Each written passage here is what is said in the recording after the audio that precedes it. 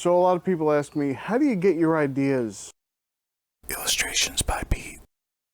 For your art, it's abstract. Where do you come up with it? Do you just think of a pattern? Do you just look wherever? I look everywhere. I look in nature, I look in photographs, and I look for interesting patterns. They're everywhere. They're everywhere you can look. So today I'm going to show you how I take a photograph and turn it into an abstract piece of art. I'm going to be a little bit more literal than I normally would be in any other drawing that I do. And it's not all the time. Sometimes I just put stuff on a page and just make something out of it. I just lay something out and then I say, okay, I can make something with this. But sometimes I like to use photographs. And not a lot of people use photographs in their art. I don't know why, but abstract art, they have a hard time transitioning from a real object over to something abstract. So I'm going to show you how to do that today. Hopefully I'm successful and you learn something. So let's take a quick walk around. What might I take a picture of if I'm looking for something inspiring? This is just very simple, but this could be something very interesting as an abstract drawing. Right there is just a piece of wood, but it could be. Now here again, in these patterns, in this patio, definitely some interesting things.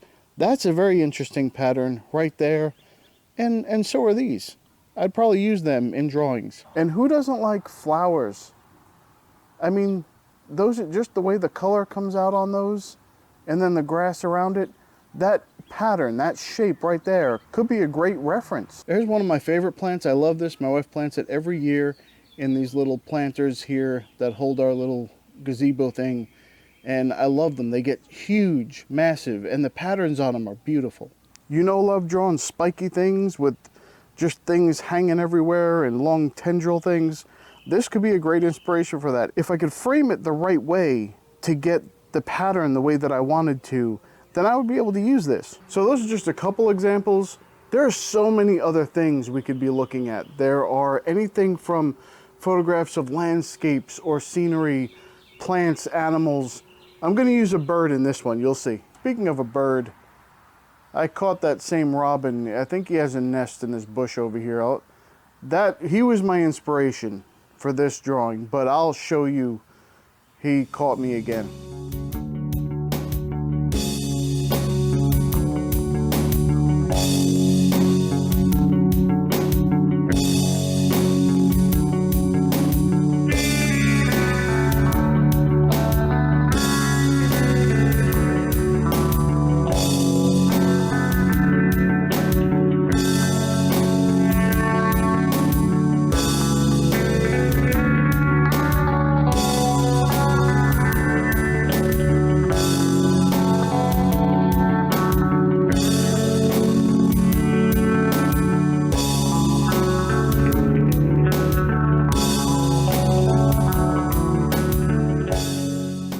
All right, let's get into it. Okay, so before I really get into this, I just want to say the last couple of videos, I was complaining a little bit. I was going at people, and I don't want to do that this video. I don't want to be, this isn't going to be a yelly video, or at least it shouldn't be. Not for number 100. Just so you know, this is the 100th video up on the channel. I just didn't expect it to come up so quickly. It's not really quickly, but it did come up pretty quickly. I don't get a whole lot of time to create videos, and each one takes like 6 to 8 hours to make, so I usually only get one a week. On occasion, if I get some extra days off of work, I try and get another one in there. But really, 100 videos, that's a milestone for me. I'm very happy about it. I'm excited. So I don't want to bring everybody down on this video. I probably will. So now that that's out of the way, what I wanted to do here is show you how you can take form. I did not put a background in this because I want it to be as simplistic and deliberate as possible. So I'm showing you how to take a photograph and turn it into something abstract. It would have been more interesting if I would have left the angles that were actually in the photograph, but I didn't. I changed them just to spread them out across the page a little bit more. Believe me, the angle of the wings that you'll see here, that was much more interesting, very much more interesting. But I didn't do that. I just changed it so that it kind of spread a little bit more so I could show you a little bit more detail. And then I used very similar colors also to what's inside the photograph, but you don't have to do that.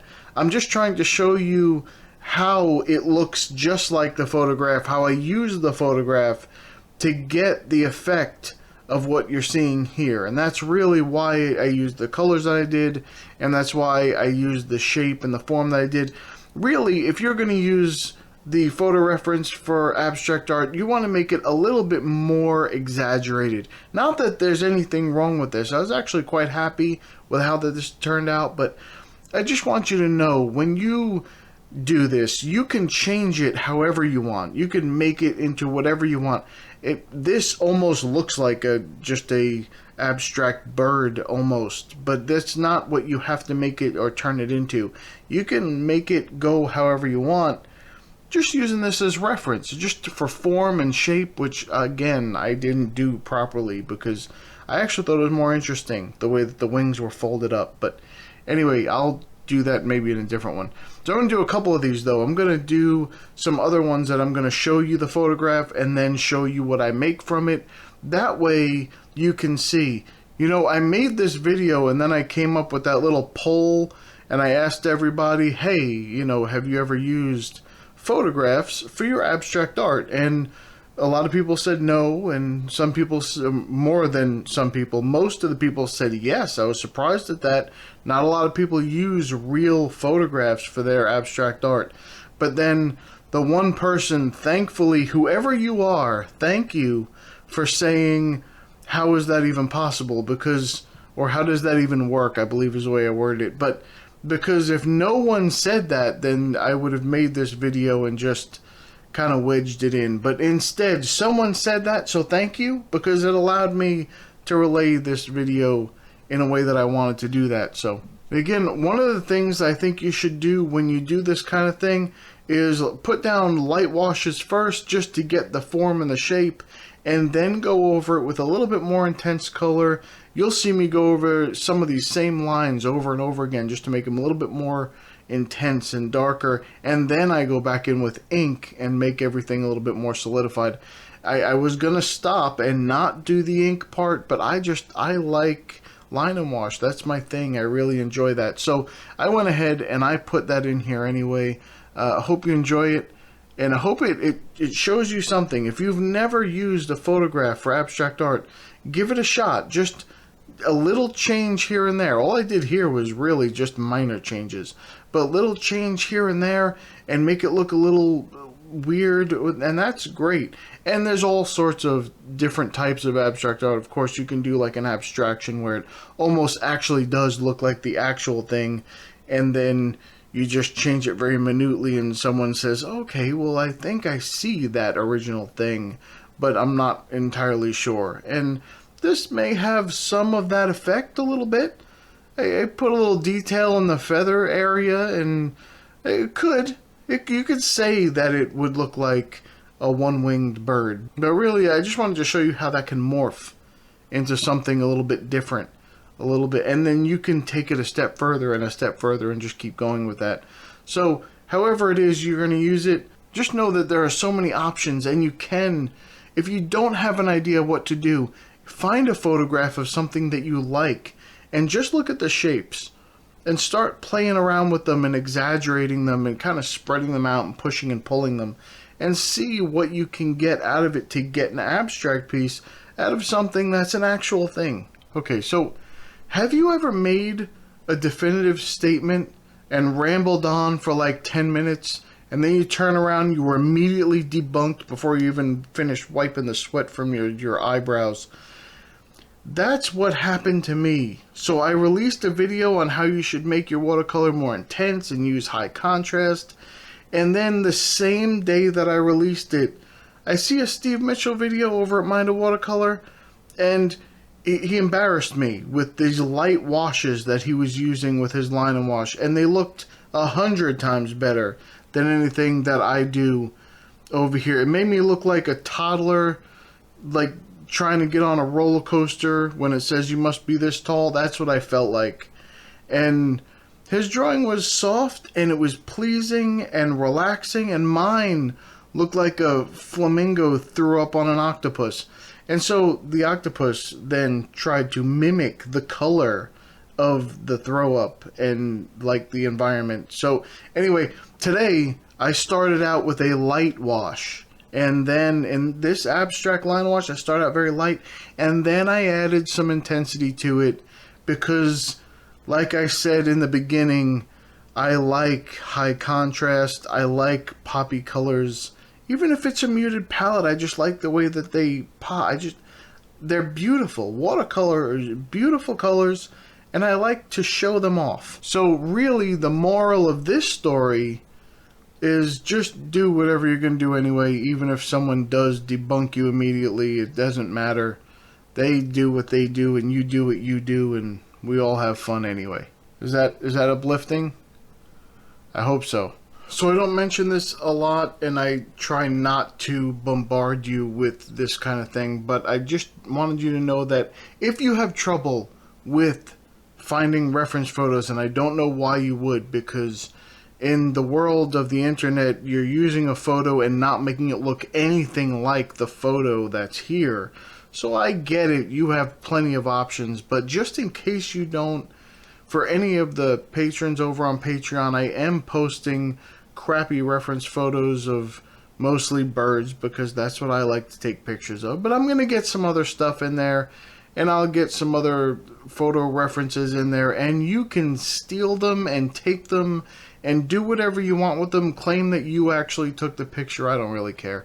But anyway, just wanted to let you know that that is up there for those of you who are patrons over there. And if you don't, you can just steal the paintings that I'm putting up here and claim them as your own. Not that anyone would do that. That'd be embarrassing, but that's alright. You do what you want. Okay, now I think I know I have found something possibly that goes on. But you tell me, have you ever been subscribed to a channel here on YouTube, and after a while, the YouTuber just starts to annoy you, and you let it build up, and one day, you just snap while you're watching one of their videos, and that's, I've had enough. They're just talking about nonsense, and they're irritating me, and that's it, and just unsub, and that's it. You click, you're done.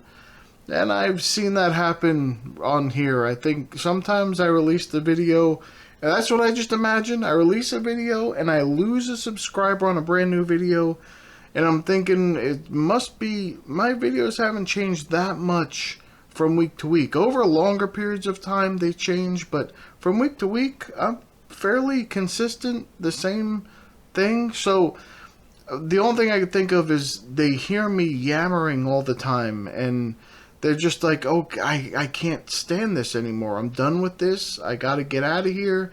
And that's it. Oh, 5 minutes into, I got to unsub. And that's it. They're gone. So sometimes that happens. That's okay.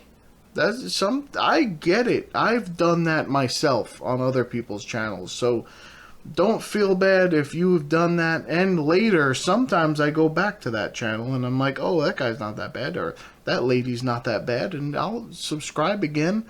And then a month down the road, I remember why I did that, and unsub again. I get it. I understand. It's okay. It's don't worry about it. That's normal. That's how it is over here.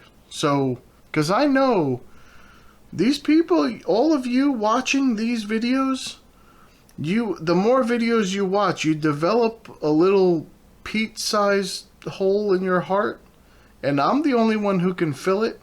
So you might leave this time, but you'll be back, because you gotta have more of this. I mean, who doesn't want to get bad advice from a YouTuber? I mean, I don't even know how you would live without that in your life. And then you'd miss it. I know you would. Did I cross the line? Was that too much? Look, all I'm trying to say is that sometimes you'll be watching something, it annoys you, you unsub, and then you realize how much you miss it, and then you go back to it. It's just a normal thing. I mean, if that didn't happen, do you know how many relationships there wouldn't be in this world? And how many jobs that people would not go back into, and you just forget. The time apart makes you forget about all the bad stuff, and you get back together, and then that's the end of that. We're gonna leave now because we remembered. Ah, that's why I remember. I have amnesia. That's sometimes how people feel every Monday morning when they have to go back to work. They leave on Friday so excited to get out of there. They walk back in the door and like, oh, they did it to me again. I forgot. I didn't want to come back here. It's the same thing with these YouTube channels. That sometimes that just happens. And admittedly, I'm just yammering on for a little bit more watch time on the video. I'm pretty much done here. I don't really have much else to say in this one. I hope you have a wonderful week ahead of you, and I hope you're enjoying your life. There's no better time to enjoy your life than the moment you realize you should be. So get on that today. If you are at work, you just have to get through work. And then when you get off work, make sure you enjoy your life. You just kick back and say, I remember Pete told me what I'm supposed to do right now is just relax a little and enjoy life. And just kick back and enjoy some things. And I guess that's close to where I need to be for my watch time. So that's about it for me. Like the video if any of the things that I said this time made any kind of sense to you at all, and just wasn't just me yammering. So thank you all for watching, and I'll see you in the next one. Bye.